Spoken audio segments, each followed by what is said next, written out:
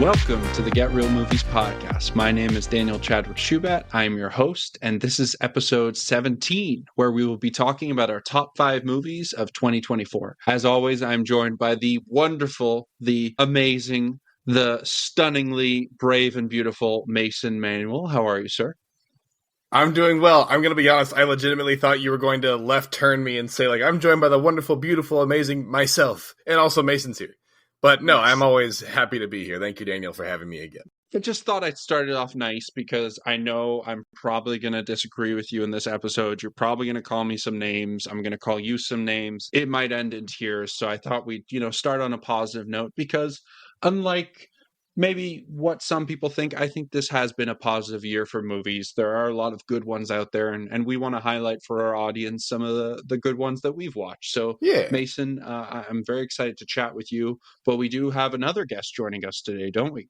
We do, a very special sort. You know him, you love him, or maybe you hate him, but we'll find out all together on the same show.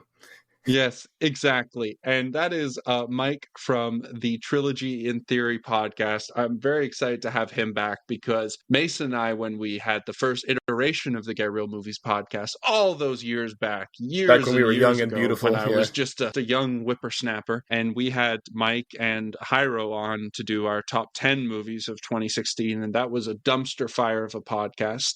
It was fantastic. It was fantastic, but a fantastic dumpster fire. My part was pretty good. I can't speak to the rest of it. I was great on there. Of course. So Mike, I'm very happy to have you back. I wanted to have Hyro back, but he's too important and he has too many pressing matters. 8 kids, so he's already made at least 7 mistakes in his life. I'll give him one. Hyro, if you're listening to this, you're probably not, but if you are, I apologize. He does not speak for the podcast. Common sense. That's all I'm speaking here. But Mike, besides Trilogy in Theory, tell everyone a little bit about your history of film. I know you've been in the film podcast space for a long time, and I know there's lots of places that people can find you. So. Yeah, 10 years, actually. I started in 2014, and I don't think you all were that far behind. I think Andy and I started collaborating probably the end of 2015 or something, and I found out later you were in high school, and I'm like, Jesus Christ, I can't have I'm approaching middle age at this point. I can't be consorting with a high school student, especially a Canadian at that. It was just horrible. But there are laws against that, I think. Yeah. Well, movie podcasting in general, I think, who needs another one? So hopefully there'll be stricter laws coming for that. But no, I've always loved movies since I was a kid. And, I will blame my wife, if you don't like what I do as far as movie podcasting, because she was like, why don't you talk about this with people who care about it and stop bugging me with all of your opinions? So then I found people like you, Dan and Mason, guys like you that want to talk movies online. So it's been a fun hobby for the last decade. Yeah, and it's quite fascinating for me because I do think we have an oversaturation of film podcasts out there, but I do have to say one of the reasons that I got back into it with this one was you. I know you were always asking me when's the next one coming out and when are you doing your next episode, and kind of pushed me to get off my ass a bit, but I was just waiting for the right sort of theme to the podcast. So I'm happy to be just kind of shooting the shit with you guys today and talk about some of our favorite films of the year, but excited for the next year and hopefully some more good interviews with some more interesting people. So before we do start and get into our top 5, I guess I'll ask you first, Mason, what were some of the films that just didn't make it into your top 5, but you'd still like to mention at least? Sure. So these films are, great in their own ways, but I don't think that they quite make the top tier films of 2024. We had a very slow year, in my opinion, as far as films go. We didn't have a lot of bombastic releases. We had a couple, but one of those was Deadpool and Wolverine. I know, and I can hear the rolling eyes already. I know it's a Marvel movie. I know it's generic and all that stuff. But for what it was legitimately enjoyable, and it was all of the nerdiness in me waiting for something like that for the past 20-some years after we saw the first X-Men. It's finally. It scratched so many itches of what I was waiting for. So I loved that, and I'll give you one more. I also really enjoyed Fall Guy. I never watched the original show, but it totally came out of left field for me. I watched it just because a friend wanted to go see it, and it was fantastic. It was very hilarious. I had nothing but smiles the entire way through, and the performances were great. So I think it didn't get as much love as it deserved, but I had a great time with it. Those are my two. It's good so far. Are you a baseball fan, Mason? No, I don't watch crap. Well, you're batting. Well, I mean, Deadpool Wolverine would speak otherwise, but you're batting 500. You know, and that's good. 1 for 2. I liked Fall Guy. You know, I'll take it. Deadpool Wolverine. It was entertaining. I'll say that. Like I knew inevitably it would be mentioned on this because that's where you get the real juice is people fighting over Marvel movies in particular. But I had no problem with it when I watched it. I don't know if I'll watch it again, but it was a good time at the movies. It was enjoyable. Yeah. Dan, do you have anything nice to say or no? Do I have anything nice to say? I will say that for me, it was a little disappointing. Deadpool in general, I think for me, I just built it up in my mind, and I've kind of soured on Ryan Reynolds. I think he's probably the second funniest Ryan from Canada, and I think Ryan Gosling is the funniest. Fall Guy was a lot of fun. I had a good time with it, but Ryan Gosling is so effortlessly funny, and then Ryan Reynolds just tries so hard. But I don't know. Deadpool and Wolverine, it was fine. Mason and I chatted about it a while back on the podcast, and I don't think I'll watch it again. But that's been most of Marvel stuff recently. There's not been much stuff since Spider-Man 3 that I've really liked from Marvel. So I love your I'm viewpoint hoping...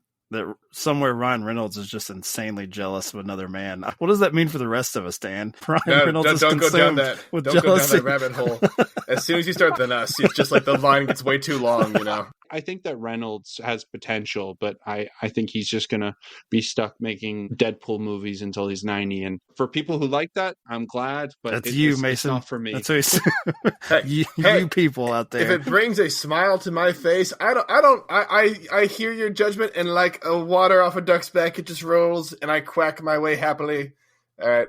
Yeah. Hey, look, Yeah. I'm sure there's still potential in those actors. I'm still waiting for like the Hollywood Chris and Hollywood Ryan Battle Royale film that we all need to see. I'm like hoping that Christopher Walken wins that one, you know.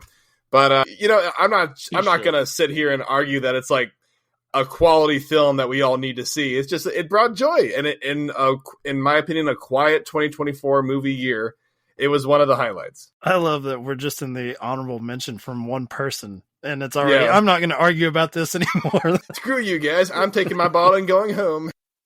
Okay, well, Mike, on to you. What are some of your honorable mentions? Well, okay, you know, I'll be a little combative too, I guess, because that's what honorable mentions for. You know, I have something like Civil War, which I think is more like in the movie podcast realm as far as acceptable enjoyment, but not so much Deadpool Wolverine. But I'll go that route with you, Mason. I will say Lisa Frankenstein is one that I think got horrible reviews and failed miserably at the box office, but you know, it tapped into that sort of, I don't know, Heather's, you know, Diablo Cody with Juno and Jennifer's Body has that sort of smart ass kind of late 80s, early 90s vibe.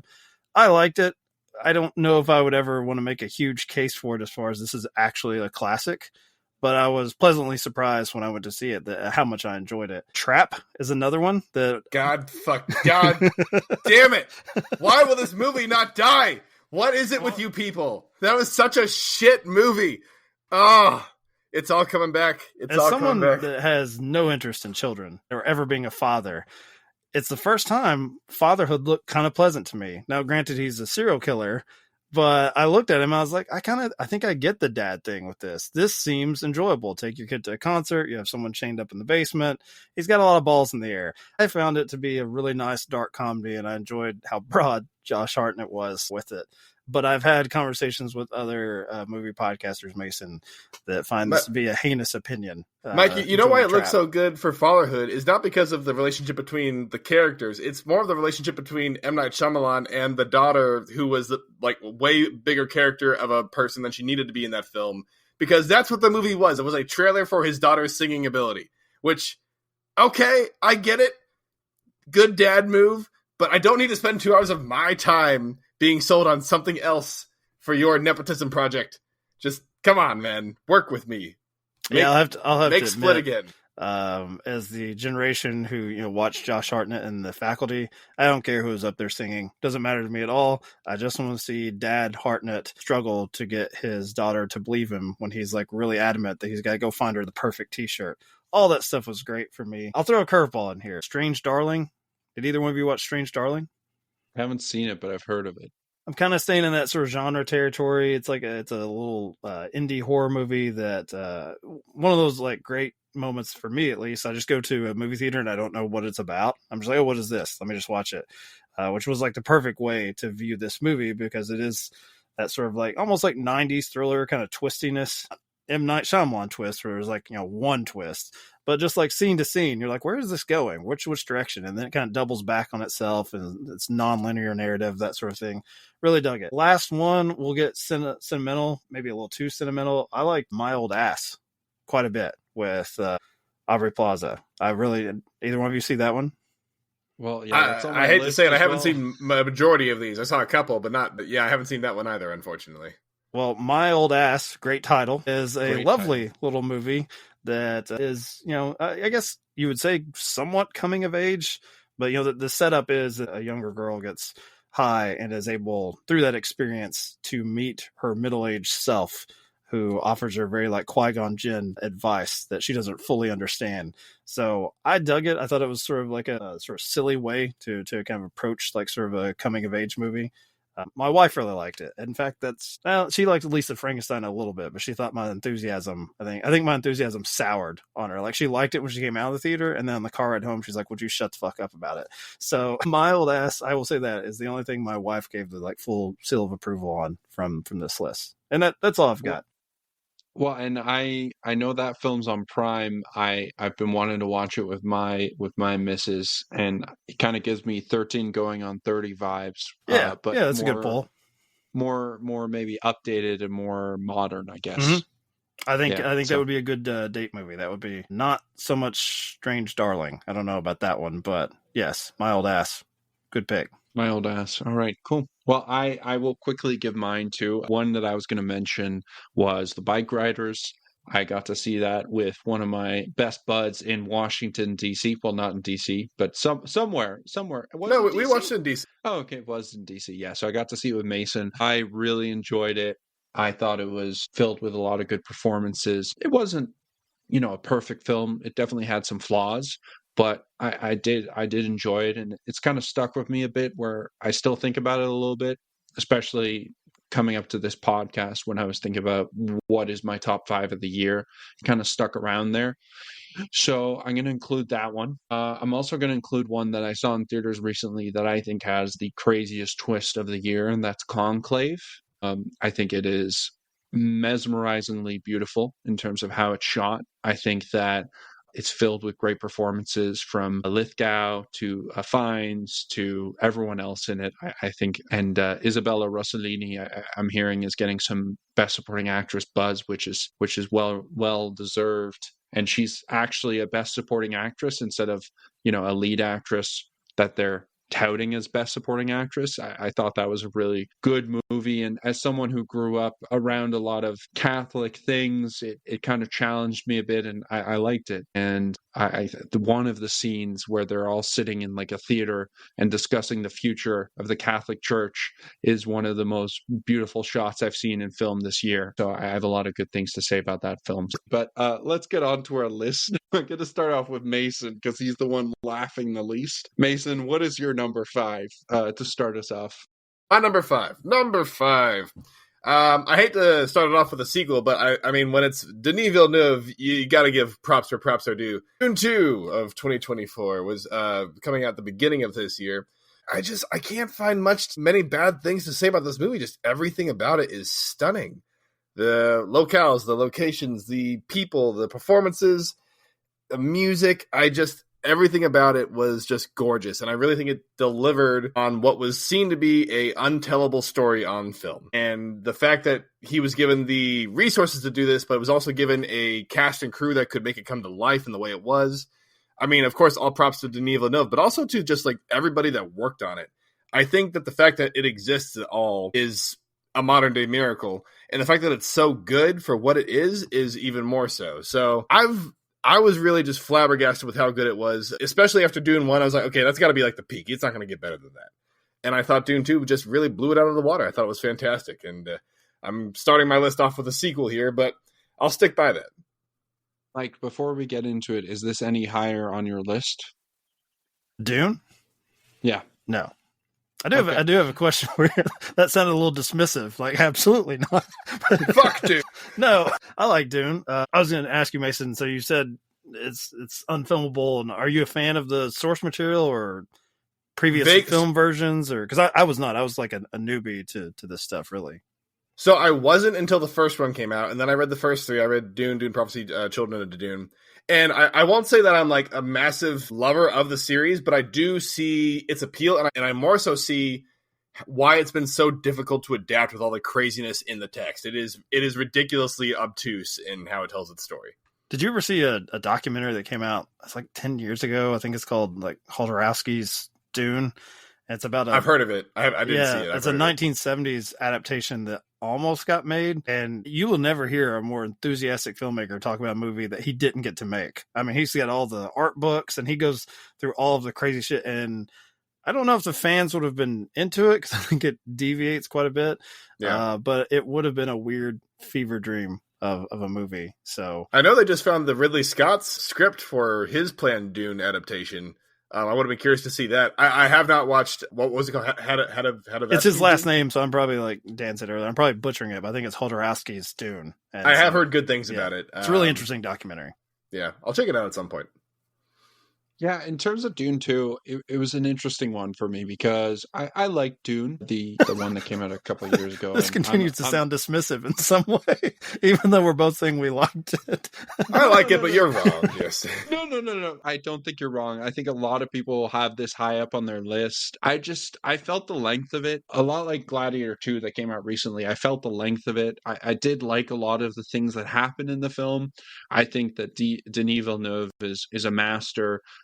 He's also Canadian, so another knock for him. But I don't know. Everyone was very convinced by Timothée Chalamet. I'm maybe not as much. Do you feel threatened by him as Ryan Reynolds does about Ryan Gosling? No, I don't feel threatened at all. I can maybe grow a slightly better mustache than him, but that's not very hard. So are you saying you're not convinced by just his like mere existence, or you weren't convinced for him in the performance? Okay. No, just he doesn't exist. It's an AI algorithm from Hollywood. I don't know. I'm not convinced of him as, the Messiah that's going to save the Dune universe and then become this tyrant. But I don't, maybe that's just me. I know a lot of people love him. It was a beautifully shot film, and I think is definitely deserves a shot at a top 5. For me, it didn't make it into my top 5, but yeah, I don't think it's a bad pick by Mason. Well, I think it's about as high of a praise I'm going to get from Daniel, so I'll take that win. Daniel, since you're saying so much, why don't you give us your number 5? Well, Mason, my 5th favorite movie of this year. That was such a pregnant pause. Is a movie that I've loved to talk to you about, and that is Trap by M. Night. Okay. Honestly, I thought I'd be much more mad about this. I was convinced this was going to be your number 1, and you were just going to do it to piss me off. But you know what? I knew it was coming one way or another, so fine. Give your piece. It doesn't piss you off that he deems this better than Dune Part 2? It does. Somebody being mentally institutionalized make me angry that they don't understand how the world works? No, I just feel I pity them. I feel sorry. And so I pity Daniel like I pity old Yeller having to be put down behind him. Am I allowed to make my point, or are you just gonna keep talking about how much? He asked me a question. He asked me. I was answering the question because I want you to have the floor, Dan. I want you to talk for 30 straight minutes about the glory of Trap, and I'm here to listen to it. Every bit of it. As much as I'd love, and I could talk for 30 minutes about Trap, I don't know if our audience would find that interesting, but I just had a really, really good time at the theaters. I think I saw this a few weeks before or after Deadpool and Wolverine, and it was just such a contrast with how much I laughed compared to a movie that's supposed to be a comedy. And I guess Trap is supposed to be a comedy in some ways, but it's just such a campy, fun film. And Josh Hartnett does a great job. I agree with Mason. Mason is not wrong about the singing parts. I don't really care about his daughter and her performance, but it's not about his daughter and her performance. They're spread throughout, but this is about Hartnett just being able to let loose and just do what he wants with the role. And he just does such a great job. There's so many moments in it that are just so fun, and you just don't see them really coming. And there's probably too many twists, but I don't mind it. They're fun twists. It's a fun movie. I it was shot in Canada, so another positive for it. It was shot in Toronto and Hamilton, and I think Hartnett is just at the peak of his powers here. It's so great to see him back acting again. I don't have that history with him that you do. One of the movies I know him from is Pearl Harbor, which is not exactly it's kind of rough. Is not exactly a positive towards him, but I do really enjoy him. I love seeing him in Oppenheimer last year, and this is a starring vehicle for him. And as much as Mason and I go back and forth on this film, and I respect his opinion, even though he's wrong, and he can say I belong in a mental institution, but he likes Deadpool and Wolverine a lot, so we can. But they didn't make my top 5 though. I'm just glad that Hartnett was able to bounce back from Oppenheimer and actually got a quality script come his way with a little meat on the bone. A lot of ideas there. Oppenheimer, they blow something up and that's about it. But Trap, there's so much depth to Trap, Mason, that you really should just rewatch it, 5 or 6 more times. For people who are listening, he is drinking some whiskey straight from the bottle. This is the only way that I can lower my mental faculties to the ones that you guys are working with. So got to make sure we're on an even playing field here, guys.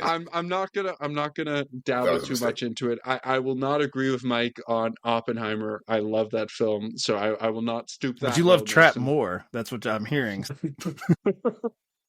Daniel, so help me God. No, don't worry. I do not love Trap more than Oppenheimer. Good. Well, I do. It's okay. You're a special guest. We take you back to your special farm once we're done with you. Man, that's fine. Mike, let's get to your number 5. Number 5. Man, I wish I had something more, I guess, jokey, but I think I started off a little conservative here, or maybe some recency bias. I'm gonna go with Clint Eastwood's Juror No. 2, which is just like nice. Fits in my particular mold. This was the movie I most looking forward to this fall, and I was super pissed that it didn't come to a theater. I don't know how many states away it was from me. And so I hated that I had to just watch this thing I look forward to just on my TV and treat it like a TV movie. But all that being said, it didn't disappoint. It's not my number 1. Obviously, it is better than Trap, which is saying a lot, Mason. I mean, that's how I feel about Trap. So to have that is saying a lot, just given the massive gap between quality that the two films are. You're right, that is saying quite a bit. I love that Clint Eastwood, what is he, 95 years old? And, this probably will be his final film that he puts out, a very throwback, solid, thriller / drama. Very, reminiscent of 12 Angry Men is sort of a similar premise. I love Nicholas Hoult. I love that he's getting this push this fall. I don't know if either one of you saw the Order, where he's playing the white, just really good stuff. He's just putting out a lot of cool movies, and then he gets to be in a comic book movie next summer. So we hope that goes well. What movie's that? He's gonna be Superman. Right? Or Lex Luthor. He's going to be Lex Luthor. I mean, he's competing with, Jesse Eisenberg and Kevin Spacey. So I think he'll win. I think he'll win his version of Luthor. I look forward to it. I've always liked Nicholas Hoult, going back to when he was a really ugly looking little kid and About a Boy, just insanely ugly. They put out a casting call for a London troll, and then his mom rolled him in. But now look at him. Now look, he's can't be that bad. He was with Jennifer Lawrence for years. I mean, I think he's a handsome fellow. Not in 2002, looking. Mason. Have you seen About a Boy? Just Google it and just. I have years ago. Oh, his face and that toboggan he's wearing. Oh God.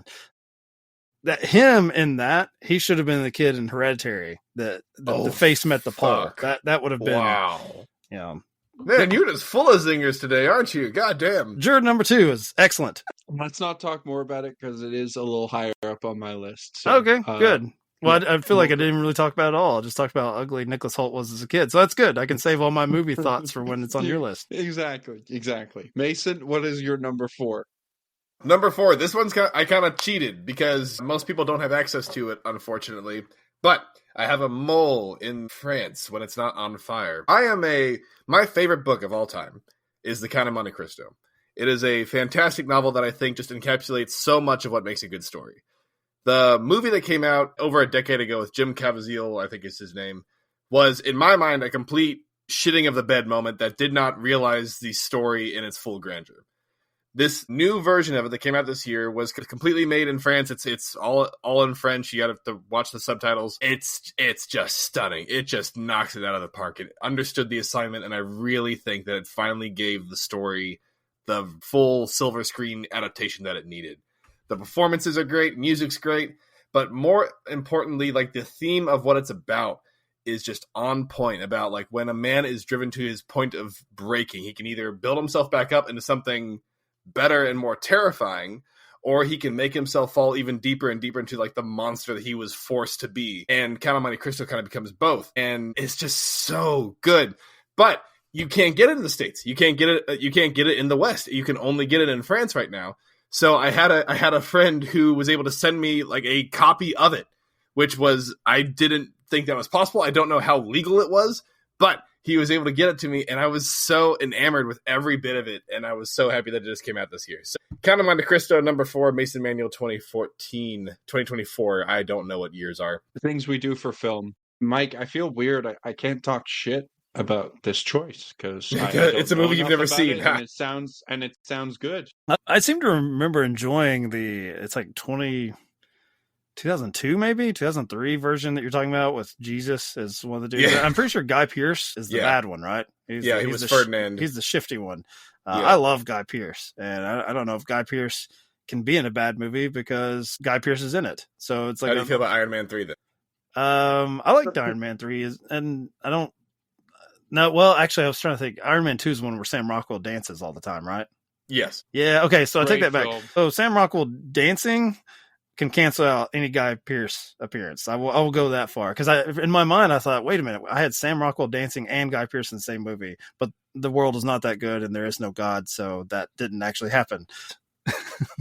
Back to, you're the one that hated on the Jesus version of Count on Monte Cristo. Not the bad. It's complete crap. It's complete crap. My wife completely disagrees with me, but she loves that movie too. But I thought it was keep going. Sorry. Entertaining enough. I would look forward to watching this one because I do like the central story, and even when it's not, I guess, like a proper adaptation, the dynamic between these two guys I feel like has been put into other stories when they're not doing Monte Cristo proper. And and everyone likes a good revenge movie. So yeah, I look forward to watching this one. I hate that you're picking something that we can't have seen and then insult, though. That seems like cheating a little bit. See, it's so funny that you bring up the dynamic between those two guys, like the main character and Ferdinand, because in the book there is no dynamic between those two guys. They do not know each other. They meet for like 30 seconds and that's it. But then one of them completely ruins the other's life.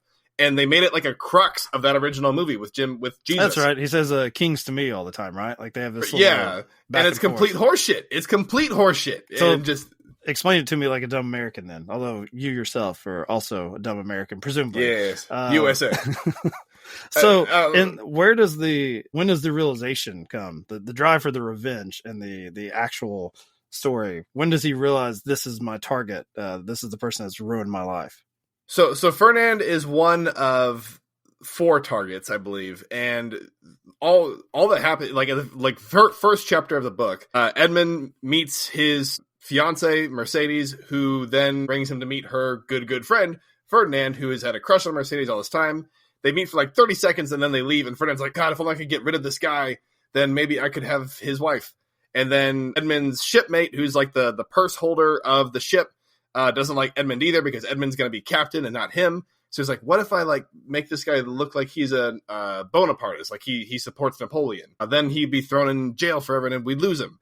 And then there are a couple of other guys that get him in jail, yada, yada. So fast forward, he finds out that this happened by meeting a very wise old man in jail who kind of like walks him through what happened in his life and shows him like, hey, like this guy had a reason to get you. This guy had a reason to get you.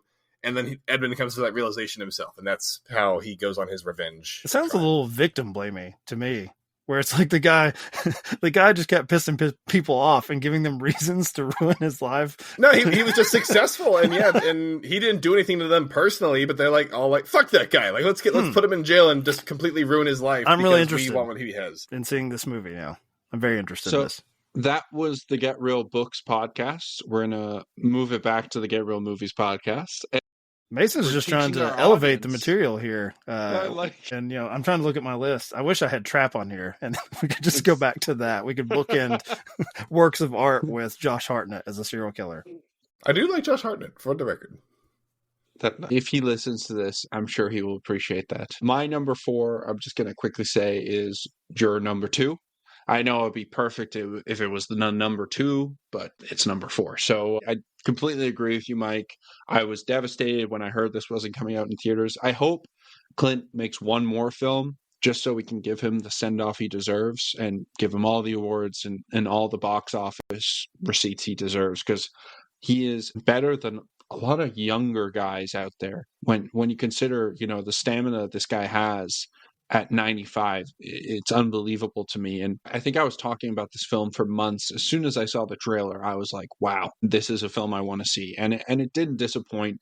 12 Angry Men is one of my favorite films of all time. So I immediately fucked with it. It was just a really good thriller. And I think that Nicholas Hoult is great. I also think that Toni Collette and J.K. Simmons, just a cast that I really love. Zoe Deutch is really good as well. And I think that us finding out more and more about the story as we go on, and then that ambiguous ending as well, I really loved it. It was just masterfully put together, from script to directing to acting. I really enjoyed it. So that was my number 4. Couldn't agree with you more, especially the point you made where you said Clint Eastwood is better than any Frenchman ever could be when it comes to film. I think that was really on point. I agree with that.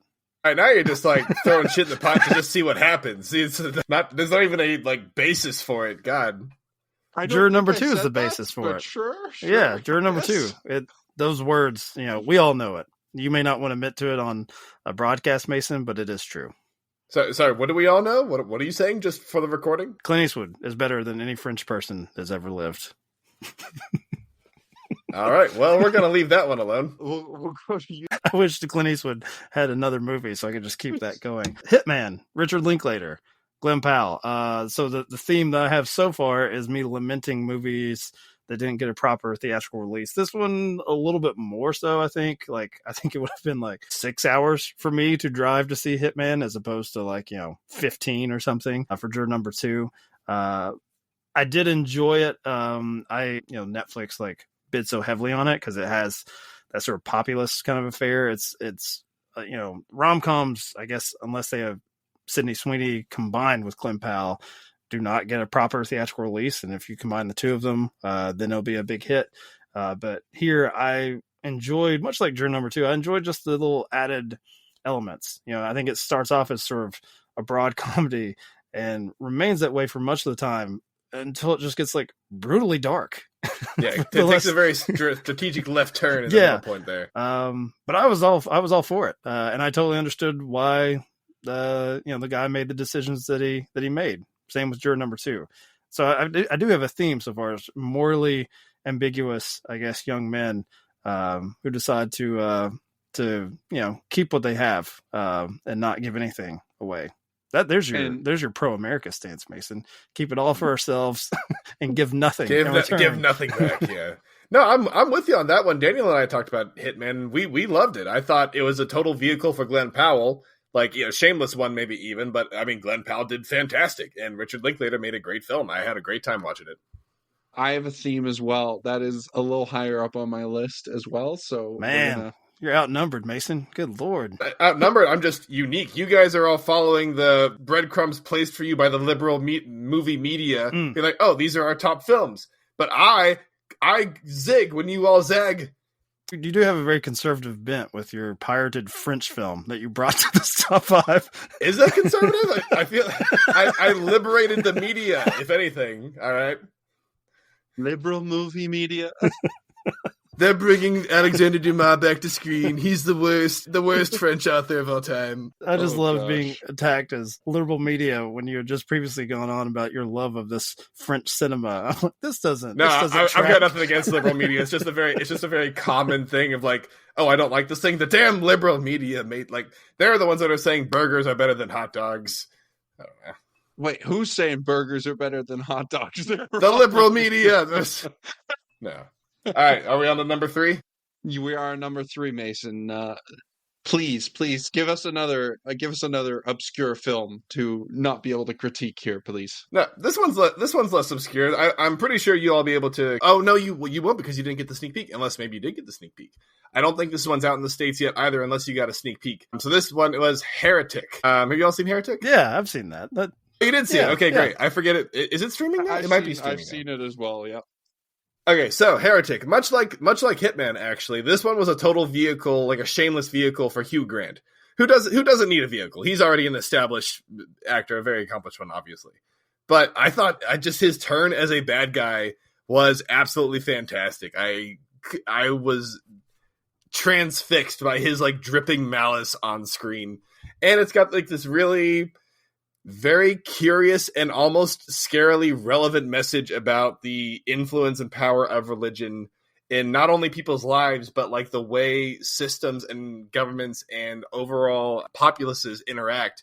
That was kind of hard to like stop listening to. And that was like that made it all the more scary. So I thought it was a real underrated gem for 2024. I loved Heretic. There he goes, hating Jesus again. I swear, I didn't know that was this type of podcast I was signing up for. No, are you saying Hugh Grant's Jesus in this case? I mean, he's not bad. Yeah, I mean, you could do worse than I guess Hugh Grant. He's a little glib. You know, he's got that sort of English kind of almost borderline insulting sense of humor. But here he's insulting a couple Mormon girls. They deserve it. You know, a few scrapes. You know, then they'll understand what life is about. He talks about board games for a really long time, which I loved. And like, Jar Jar Binks being our savior. Yes. Yeah, I enjoyed it. I like shameless star vehicles because I miss movie stars. And so I love Glenn Powell getting to, put on his various costumes and Hitman. I love Hugh Grant just getting to talk at these women, really, and talk at us at length. Yeah, I thought it was a fun time. I enjoyed Heretic. Yeah. Yeah, I don't know. We were almost there. We had 2 out of the 3 checks. Oh, well. Yeah, Heretic was an interesting one because I went to see that in theaters off Mason's recommendation. He was waxing lyrical about it, and waxing lyrical. Look at you. I think that Hugh Grant. I love Hugh Grant. Let's bring it back here. There's a Nicki Minaj-sized butt coming. I can already tell. No, he was the better part of About a Boy because you could actually look at him rather than Nicholas. Yes, who was just ugly in that film. Ugly. Yeah, ugly. Okay, why all the hate for Nicholas Hoult? No hate. He was poor guy. Me and Dan had him in our top 5. What are you talking about? Exactly. He's right there. We love Nicholas I don't know Hoult if it counts as like being positive about it. I feel like, wow, it's really great that he overcame his terrible views and his terrible persona and looks just to make himself into not something. persona. Again, just looks. Just I was an ugly kid. It's amazing that somebody as hideous as Nicholas Hoult could achieve something so great. See, we love Nicholas Hoult, but he's despite his now, disgusting. So we like him now. Like, oh yeah, I'm sure he's feeling really flattered right now, you guys. So anyway, moving on from that. No, but I love Hugh Grant. I love pretty much everything he does. I do enjoy him in this film, but again, it was just one of those films where I'm like, what the fuck was the point of this film? Like, was it a film just to be there to insult every religion and say that religion is bullshit? I don't know exactly what the point of this film was, and at times it was trying to be a comedy, at times it was trying to be a horror. Yeah, I liked Hugh Grant in it. That was the only thing I really liked about the film. Besides that, it was not Sophie Thatcher? No, not really. No, I thought they were fine. I get why he wanted to kill them. They were kind of annoying. They were kind of stupid too, like going in that house, a blueberry pie candle, I'm sorry, but if you can't use your head a little bit, you're Mormons, people might not like you, maybe be a little guarded. Okay, there have been a lot of statements on this podcast that I am legitimately concerned about being related to. Look, if you're a Mormon, you're fine. If you're religious, you're fine. The movie itself. As many all right, yes, in the movie, the guy goes after. I think to answer your question, the point of the movie was like just show what a message that's been communicated by plenty of other media, like religion can be used for mass manipulation or like making 100%. Those in power have a message. Like David Koresh. But like I think this was more the overall solution to that for these people was like, but like find belief and faith where you can, believe in yourself, and then find something to put that into, which in this regard was they believe in themselves like getting out of a murderer's house, which had a lot of weird maze like contraptions in it, which was bizarre. But sure, why Yeah, not? and by the way, I just should clarify. I don't think I don't hate Mormons. I don't know. Can we roll the tape back like 30 seconds and like if you what'd you say again It's about always Mormons? always I a was great just movie saying- podcast where you're like, I need to correct something. If it sounds like I hate Mormons, I don't that much. I think Daniel might have technically done a hate a I second just ago. hate when Jeez. people come to my house uninvited to tell me about things I don't want to hear about. So you hate solicitors in general. How about that? Solicitors, yeah, Yeah. exactly. Okay, No okay. solicitation, please. That's all. So I didn't see the point of the film. Lots of people liked it as well. I don't think it's like a terrible pick from you, Mason. It's not one that I'm like, oh my gosh, I hated this film. It's no challenger. So, I respect it, and But it is pointless. He just wants to go on It is record saying it is pointless. Mason, you're wrong, but you're not as wrong as you have been. So No, take the I'm victory trying where to- you can. I'm trying to be nice here, Mason. Okay, I 'Cause, appreciate you trying to be nice. Thank you. I do Thanks have for a little the bit attempt. a little bit of Canadian pushing Hey, out. Do or do not. There is no try. But anyway, my number 3 is Hitman. Mike has covered a lot of it. It is a starring vehicle for Glenn Powell, but it's also a starring vehicle for Adria Arjona, I think, as well. I think she's fantastic in this film. I think the two leads are great. Richard Linklater, in my book, he can do no wrong. I don't think I've seen one of his films that I haven't either absolutely loved or at least really, really liked. And Hitman is just another one of those. I know Mike and I, when Everybody Wants Some came out, we're huge fans of that, and that's aged just so well for me. I think it was lower on my list when we did our top 10 films of that year, and it's now one of my favorite films ever. I just love that film, and Linklater does a great job here. Glenn Powell is just, I mean, he's the chosen one. Tom Cruise has pretty much chosen him. There we and go. Austin Butler. We're back on and track. those guys. Yeah, we're back Yeah. on Jesus, right? Yeah. He is the one. He's the chosen Hollywood one, and I think he's done a lot of good stuff recently. And Twisters was another film that I had a lot of fun with in theaters this year, but this was definitely the best Glenn Powell film of the year. And that iPhone note scene was probably one of the funniest scenes I've seen this year. It was so well done, and I had a really good time with it. So that's my number 3. Twisters was great, yeah. Yeah. So we don't even need to talk about it more. I think we all agree. So we're gonna go to your number 3, sir. Love Lies Bleeding. Either one of you watch this one? Or... I did not. I saw the trailer. I have not seen the movie. So Kristen Stewart works at a gym. I would compare it to, I guess it's like Coen Brothers-esque, because it's, people with, kind of doing like menial tasks or just like low paying jobs in a small town, and it culminates in a series of crimes that just kind of keeps getting crazier and crazier. You know what? I'm sorry. I saw the first 30 minutes of this because she falls in love with the bodybuilder, right? Yes. And then okay, yes, I do remember this vaguely. So if you've seen something like Blood Simple, I guess, but it does go a little bit broader, like some of later, I think Coen worked. This is another one other than the fact that I knew that there was a bodybuilder element into it, because the poster just shows this like huge She-Hulk like woman. I didn't really know what the plot was going to be. I don't think I ever got a trailer for it, so it was just a really pleasant experience, although there is fairly graphic violence in it, and there's definitely roid rage of sorts.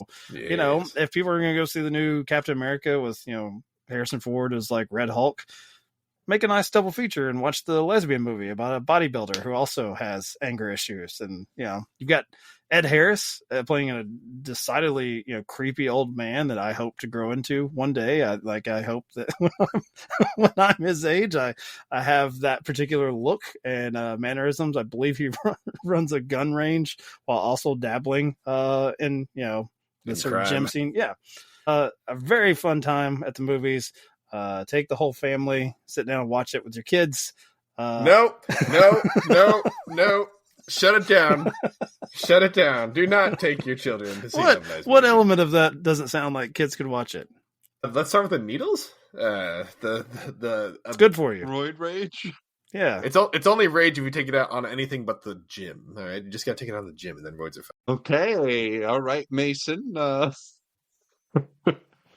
Let's get into this later with a session. But Thanks, Dr. Daniel. you're welcome. I haven't seen that, Mike, but I will add it to my list because unlike Mason, I respect your movie opinions. Well, given what he just revealed to us, I'm going to allow Mason to not finish this movie. I think it's okay to avoid watching anything with bodybuilders like raging out. And No, I like bodybuilding. Like I go to the gym all the time. He's a big but boy, I appreciate Mike. it though. He can beat both of us up at the same time. No, because Mason is a lover, not a fighter. All right, but we're on to number 2, numero dos. Numero dos. He's ready to move on. Mason, yes, number 2 for you, my friend. All right, number 2. Be nice to poor Mason. All I do is love.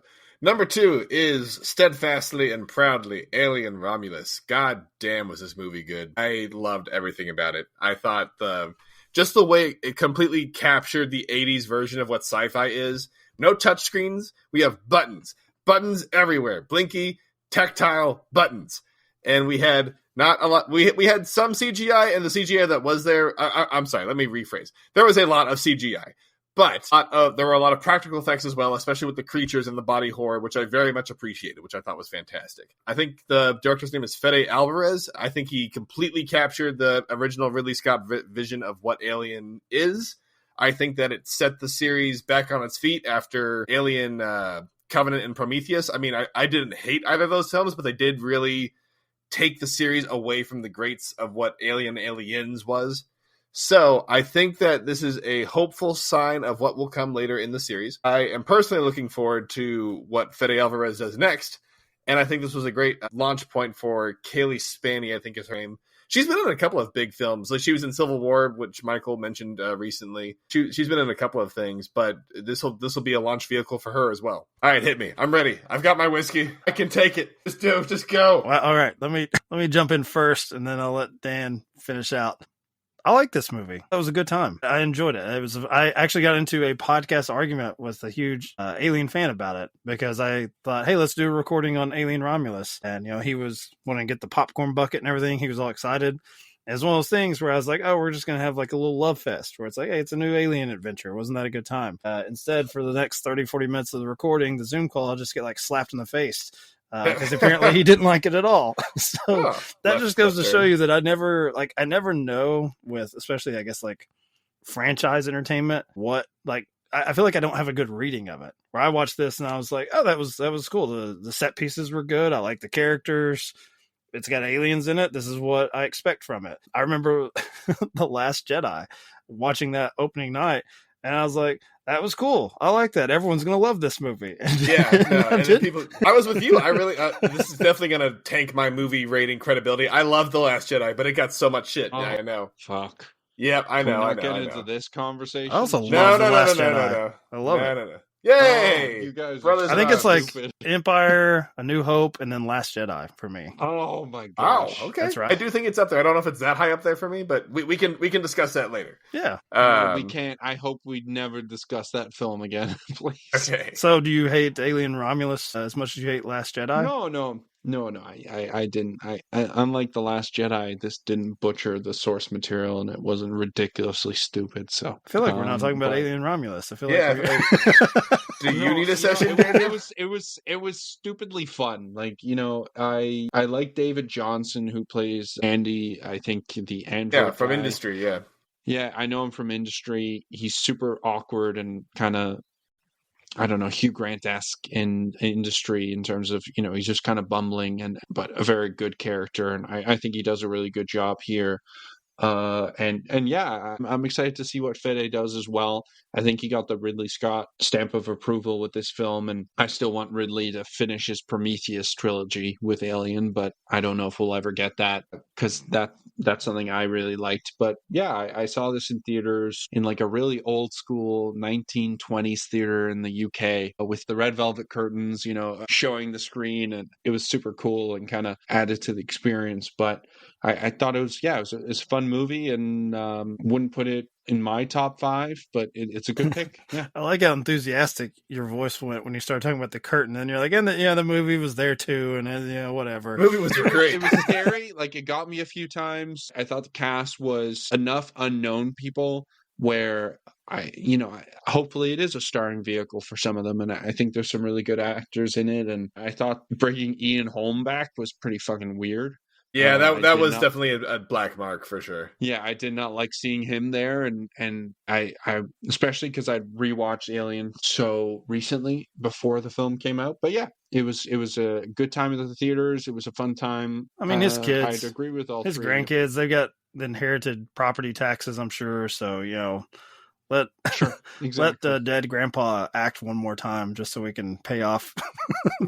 Well, no, he's dead. He passed away. Like That's what I'm saying. I see. Let them cash his checks. While he's in the ground, they've got to pay off all his property taxes. So leave Bill alone. Well, he is from the UK, so that you're spot on there. Maybe my number two. I was really debating about it in my mind because it was going back and forth, back and forth. My number two is Saturday Night, and it could have been number one for me because I really, really loved it. And I'll make it clear why I picked my number one soon. But Saturday Night was just an absolutely stupendous film. It was incredibly funny. I thought it was incredibly well done. I think that Jason Reitman kind of, I don't know, maybe had the spirit of his dad for this film because it felt very Ivan Reitman-esque. It felt very Animal House, Birdman, sort of wrapped into one.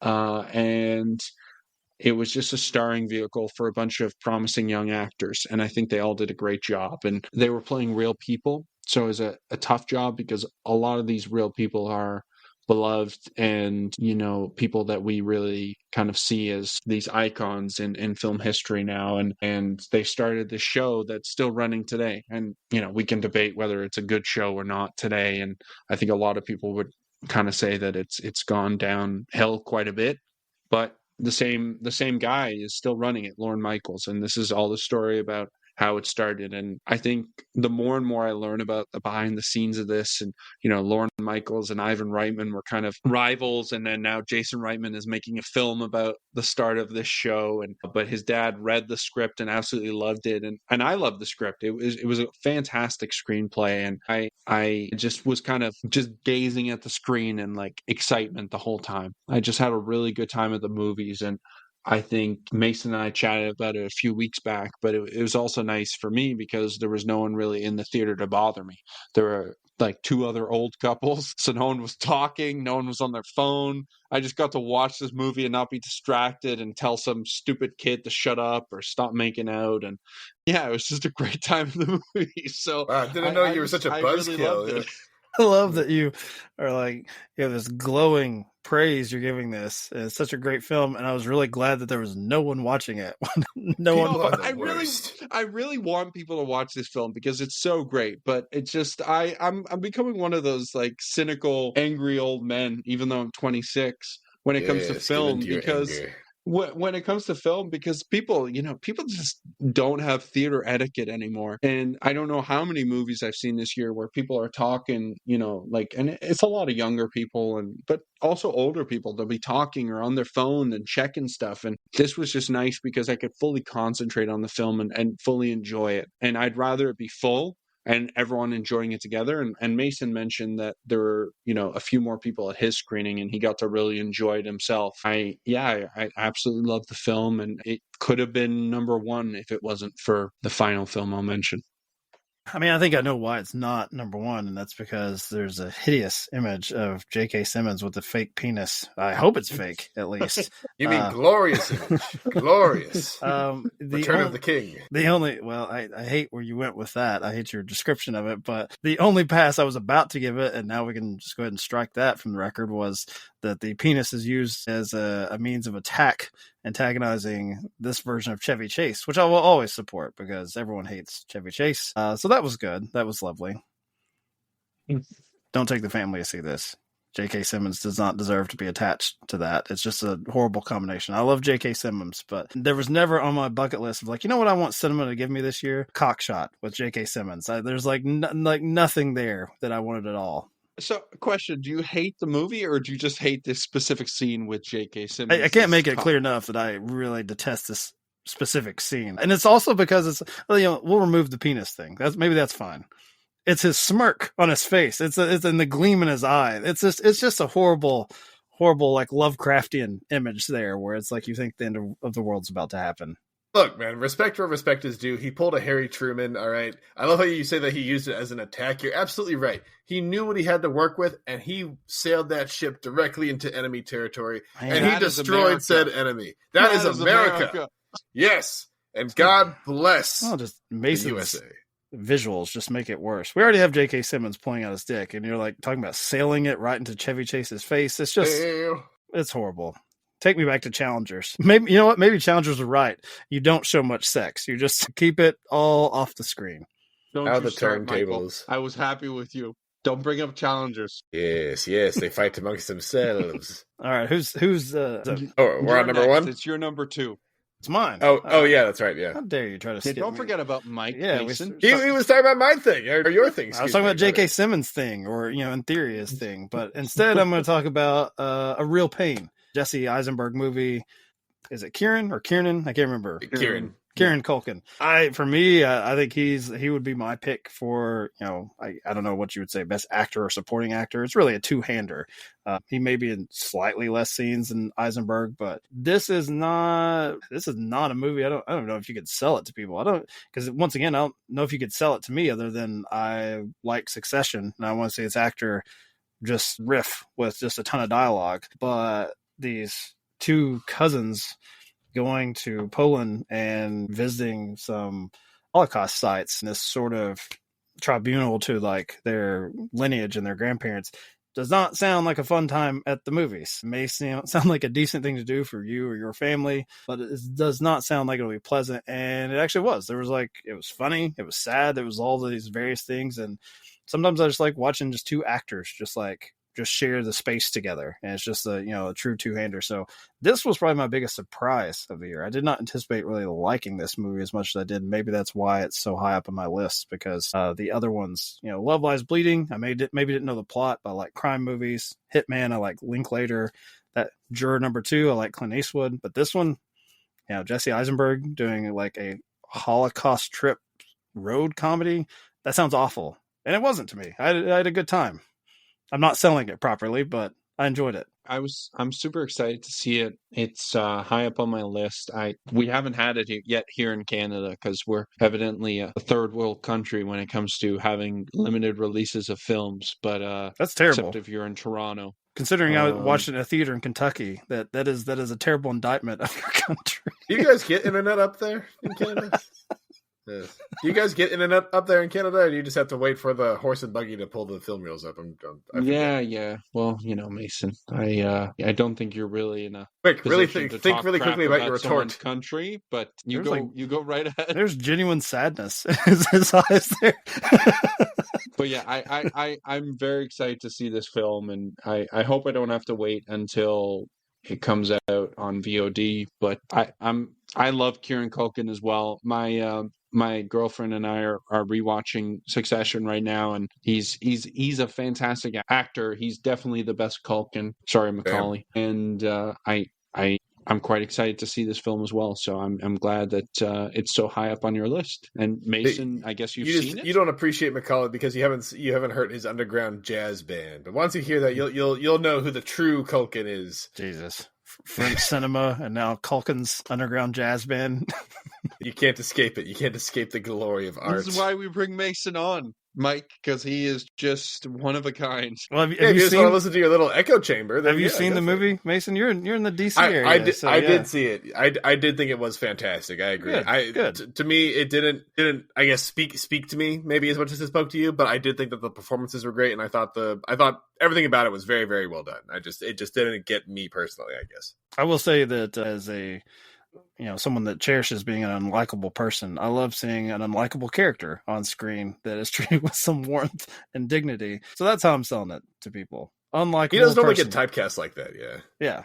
Goes and visits some horrible. For me, it's always interesting, Mike, because you say you like being an unlikable person, but you are probably one of my most liked Americans. You're, I'm not saying you're, above Mason, but you're up there. You're up there with Mason. Wow. So I don't know. That is high praise, or maybe you do low a really praise. bad job at being unlikable. Anyone listening is like, these are the two best and brightest Americans. Like, what an insult that is to the rest of the country. I want to tell the country about my thoughts on Kingdom Hearts lore. That's how you know how smart I am. But we'll get into that on a different podcast, you know. Mason, all right. Finally, last but not least, number one for all of us. Start us off, Mason. What is your number one film of 2024? Well, I guess I deserve this because when we talked about it in the couple podcasts ago, I kind of took the wind out of your sails because I talked about it first. So this time you took the wind out of my sails because my number one is Saturday Night. I absolutely adored it. And I think maybe part of the reason why is because of how unexpected how much unexpected quality there was in the movie. The performances were great.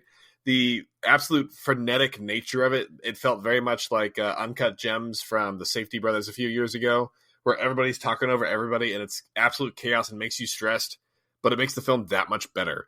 And there's so much choreography and so much going on that it feels like you need to kind of freeze frame every couple seconds to see everything that's going on. The amount of care and love given to this movie was absolutely astounding. And that's why I go to the theaters.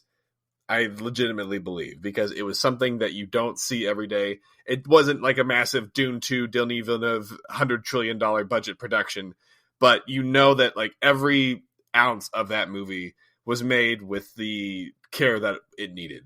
So I would recommend it 100% to anybody going to the movies anytime this year. I would recommend it if you're a Saturday Night Live lover or not. At the end of the day, it's just a damn good movie. And I'll leave my piece on the mountaintop there. Couldn't agree more. And Mike's already made his comments about J.K. Simmons' penis. I don't. So we don't please, need I to was go over don't. that. You know, I was about to say let's just skip over that. I was like, God, now we've got to. All right, we don't have to do that again. Have either one of you read, or I guess you could listen to it? I think there's an audiobook version, Live from New York, the like oral history that came out. It came out like in the late 90s, early 2000s, and I think they've subsequently done like updated versions where they've interviewed people that have come on the cast since then. But it is a fantastic book that just interviews everyone that had anything to do with Saturday Night Live, and to see on the same page how people vividly remember things in very different ways as far as whose idea it was, or, you know, if they felt a certain way about something. It's just a great historical document if you are a fan of Saturday Night. So yeah, that would be the only other thought I'd have. I meant to bring up when Dan was talking about how much he loved it. So yeah, Live from New York is a great book if you want to get some behind the scenes stories there. Check that out. I love it. We're getting lots of book recommendations this film podcast. Whatever the other thing was, the French thing, you can forget that. Live from New York. That's all you need for literature. That's it. The Count of Monte Cristo, Mike. That's the book. Yeah, the Jesus movie. To mention. One of the most steadfast landmark novels the of Jesus movie, The Count of Monte Cristo. history. Right. But sure, let's. You know, there's like the Bible, right? Like that book exists. Maybe that would be a better Jesus book. I saw the Mel Gibson movie. I don't know. I didn't really care for it. It's a lot of whining. Yeah, Daniel, I think you're up for number one. Okay. So my number one is something that came out a little earlier in the year. It's a prequel. So was sort of a surprise for me. I didn't think I'd like it as much as I did like the movie that came out a couple of years back, and that is Furiosa, a Mad Max saga.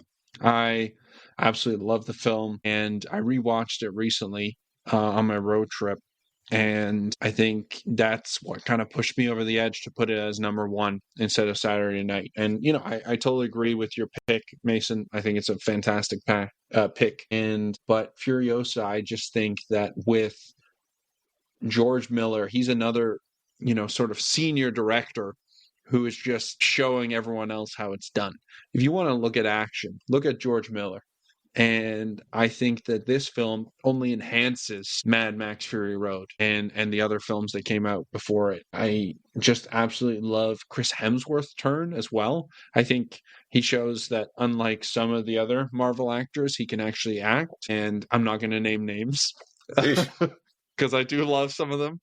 But yeah, let's not be insulting on this podcast because we haven't been up to this point. So let's keep it clean. We've definitely been nothing but nice. Exactly. Keep it clean. But I think Chris Hemsworth is just fantastic as Dementus. He's just demented, you know, boom, boom. And I think that Anya Taylor-Joy is great as well as Furiosa. I think, when it comes to it, Charlize Theron is Furiosa, but now we have a second iteration that kind of lives in my brain as well a little bit. I think I didn't expect it with her because I saw her more as I don't know, I saw her more as the chess master and kind of the wide-eyed gal, and this is just a completely different turn for her, and I think she was really great in it. So in terms of the action, I think it's fantastic and top notch. It's cool getting some more of the backstory, and that's my number one.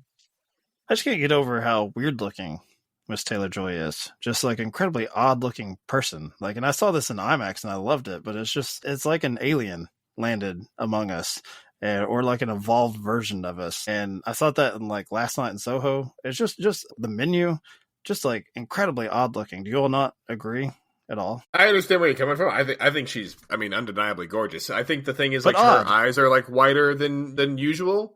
That's what I've heard from others, but I don't think that really detracts from her beauty. It just makes her look very unique.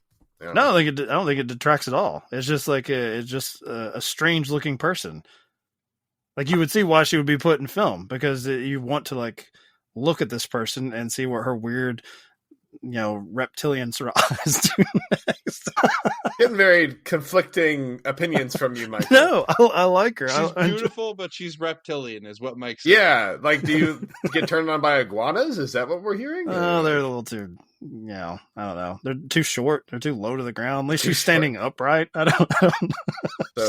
So height is the issue, Daniel, is what I'm hearing. We just need a we need like a Komodo dragon. I was like, damn, dragon, you looking good. It's weird for me because I have a buddy of mine. He has her from the Queen's Gambit tattooed on his arm, and I think that's a little too far. That's too much. Yeah, that's too it's far. a little too much.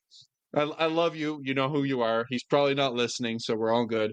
But I do think she is one of those actresses that really, I don't know, she gets you interested in her work because, yeah, she definitely does have a lot of emotions that you can kind of see coming from a long way away, but they're really well done, and she really knows how to really get into the nitty-gritty of a character. So there's not a lot I've seen her in that she hasn't done a really top-notch job with, and this was just something different for her, I think, but she did such a fantastic job. And even like the understated love story between her and I think the actor's name is Tom Burke. I can't remember his character's name. Praetorian Jack, I think it is. I think he was good. Even that is very understated and sweet, and it adds something different to that franchise. And I didn't have the luxury of seeing it in IMAX, but I did see it on the big screen, and I really, really enjoyed it. So that's my number one of the year.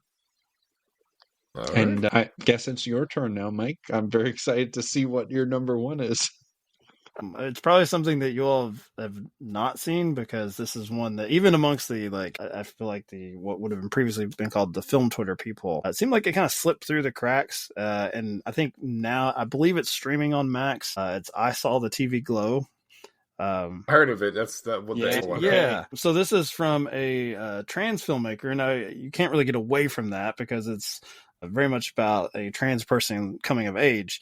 So you may be asking if you can, tell by my accent or comments I've made previously, like when I said, young Furiosa is just decidedly very odd looking and weird. What would I have in common with that? And I don't really, except it takes this like weird amalgamation of like young adult television from the 90s and or like Buffy, like those type of things, like supernatural series that were targeted at teens, and melds that into this weird coming of age dynamic between these two people. It's primarily between an older person and like say more of like late middle school, so high school, and so there's a little bit of an age gap, especially at that point in people's lives, where it's like even a few years is like a world of difference as far as your respect level for someone else and like how they interact with art. But these two young students in this town share an affinity for this TV show that is, most people's parents would just be like, you're just watching garbage, but it like becomes like this, like the central sort of obsession of their lives. And they use that TV show to kind of tell a story about how the two of them move on from the small town or don't. It's just really cool. It's just really cool. It's got, great soundtrack and everything. It's another one. The theme of 2024 for me is just walking into a theater on like a Tuesday discount day. And it's like, all right, entertain me. Just what is this? But this is the one that I probably have thought about the most. It's because it is very close to like I'm trying to think of something that's like popular in that circle, like Donnie Darko. It would be very much like 20 years ago, the like college kids who got obsessed with Donnie Darko. This kind of fits in that particular mold. Okay, yeah, that's a super cool pick. Yeah, it was never really on my radar. I guess I didn't even see a trailer, but I'll have to check it out now.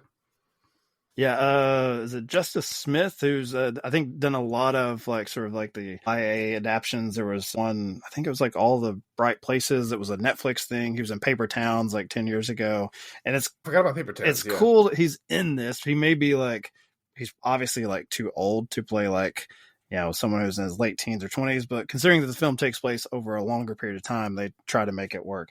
But it's really cool for him just because he did a lot of those movies, 10, 15 years ago. And so it's kind of commenting on those like coming of age movies too, and how people get kind of hung up and stuck and obsessed with Harry Potter or whatever it is they're into when they're kids.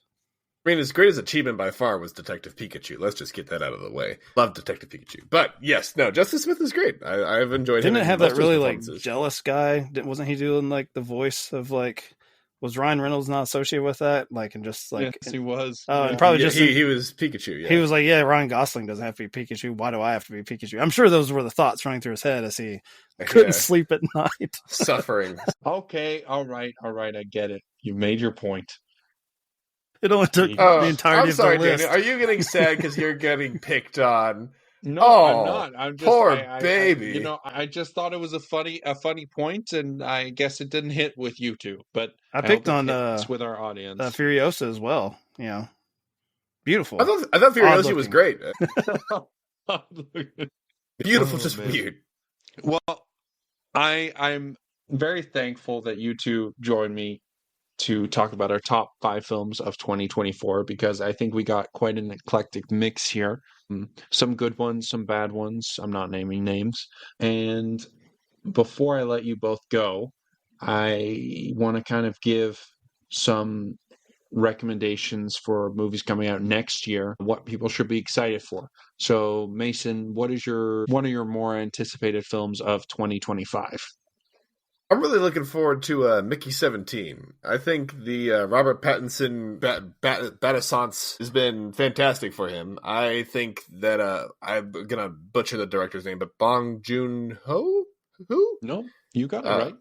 Okay, yeah, the director of Parasite. I'm a huge fan of his ever since Snowpiercer came out, and I can't wait to see what he does with Robert Pattinson at the height of his career right now.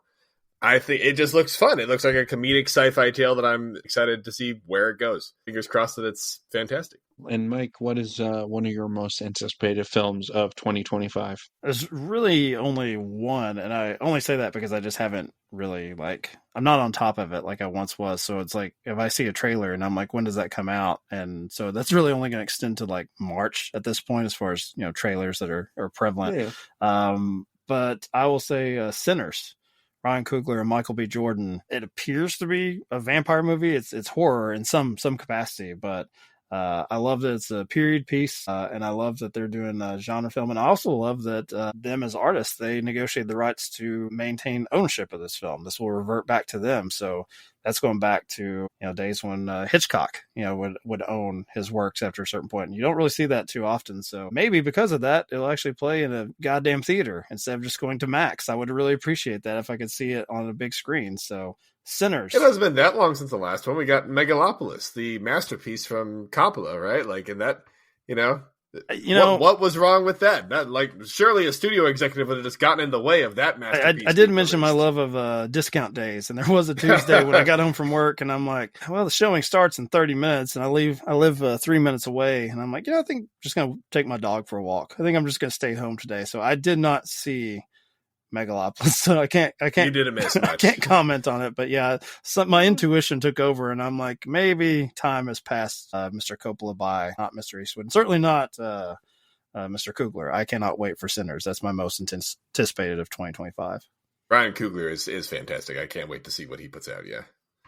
That was going to be one of mine, so I'm glad I had some backup picks. I do have to mention this is not my most anticipated, but it is anticipated. The new Mission Impossible. I can't wait to see whatever Tom Cruise does next. Hell I yeah. think that for some reason Scientology just allows him to do some crazy, ridiculous things. So Yes, praise you do. I'm okay as long as we get to see it on screen. So I'm very excited for that.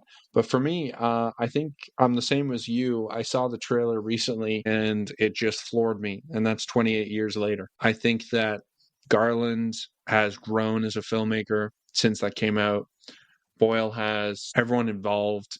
It really excites me. And I from that trailer was epic. Like one of the best trailers I've seen in a long, long time. So I think 28 years later is going to be one of my more anticipated films of 2025.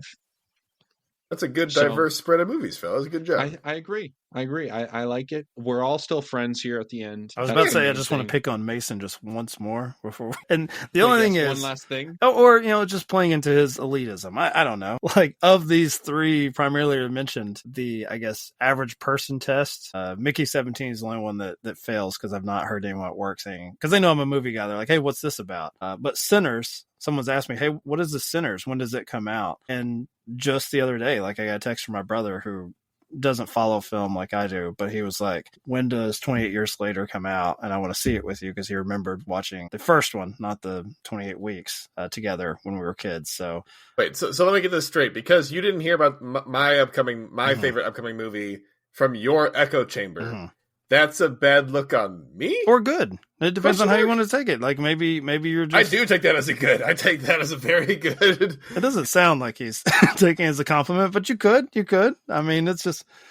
I hope that he called you elitist, but look, he's the only one that had a French movie on the list. Look, I liked Mickey 17 before it was cool, I guess. I'm like, this is like discovering the Beatles before everybody else. This is great.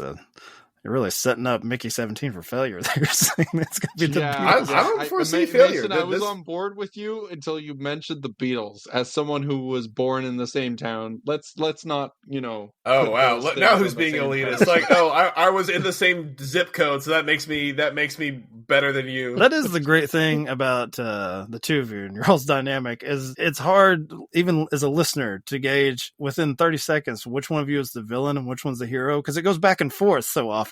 It's good. I really am a big fan of your all show, and I appreciate you all having me on. I'm just glad you're producing episodes again.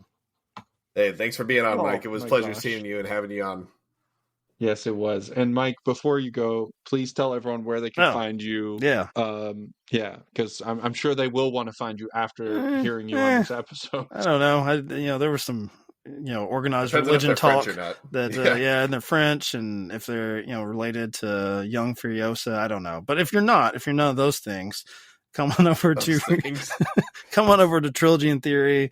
I've been doing some version of that show for 10 years, and the basic premise is we try to connect three totally unrelated films to form our own trilogy in theory, as the name goes. And since we mentioned Hyro, I do another podcast with him called Sober Cinema, where we just pick out 1 year and we treat that year. So for 2025, it'll be 1995. We're going to treat 5 as if the movies were coming out each weekend. So we just go week by week and we pick something that was the new release then and treat it like it's a new release to us now, and try to do a little time traveling and kind of, compare what would fly in 1995 and maybe doesn't fly as much now. So that one's a little bit more comedy. So if you found any of this funny, listen to that. And if you found all of my jokes horrible, download Trilogy in Theory. That way I get both sides of the demographic.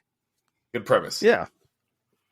I love it. And Mason, as always, lead us out. Thank you for your mostly good film opinions today, except for the French stuff. We'll move on from that. Well, if this podcast made you want to go and do French stuff, be sure to subscribe to the Get Real Movies podcast. Maybe leave us a like. Leave a comment on Spotify. They got those now. Huge thank you to our very special guest, Michael. We look forward to having him on again next time. But until next time, I've been Mason. I've been Daniel. I'm always Michael, but I was Michael here on this French show. And we'll see you at the movies. Bye, y'all.